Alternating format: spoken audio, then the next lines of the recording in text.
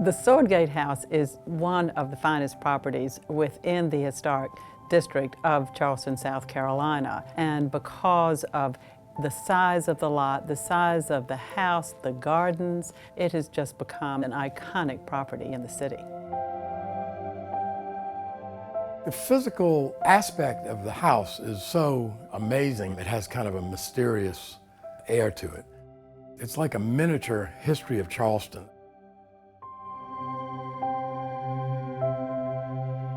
The person who actually designed and built the gate was a German immigrant named Werner.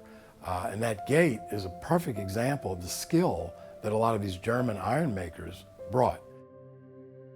The sword gates were actually commissioned by the city in the middle of the 19th century for a place that was called the Guard House. I love the gates because they're softened with all this beautiful scroll work. The flowing staircase, the ballroom, the size of the rooms, the heights of the ceilings, and you walk into the next and it is more beautiful.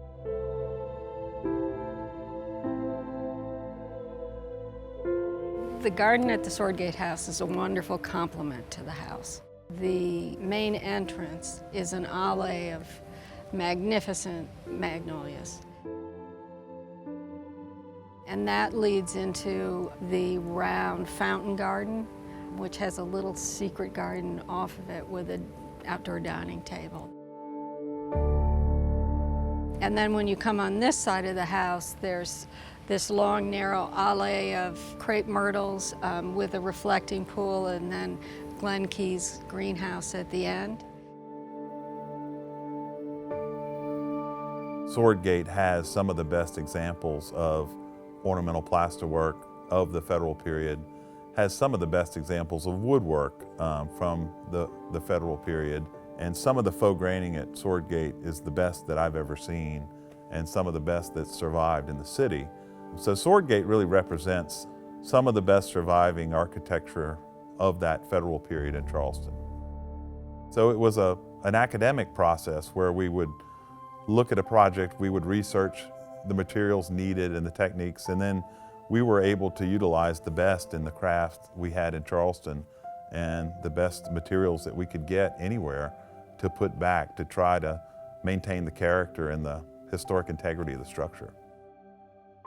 The project was more of a continuing evolution of the property. It had changed so much over time. You know, it was a school at one point. The house had quite a varied history.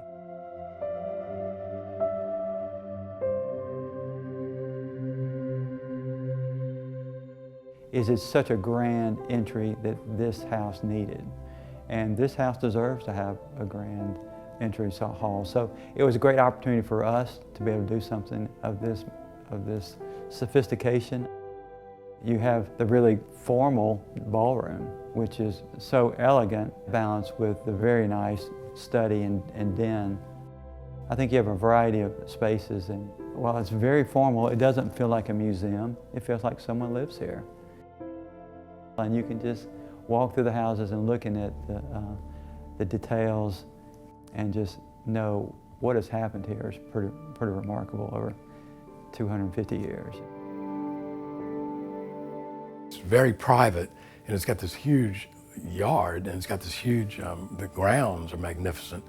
And you know, it makes a statement. I mean, this house is really a very, very handsome house.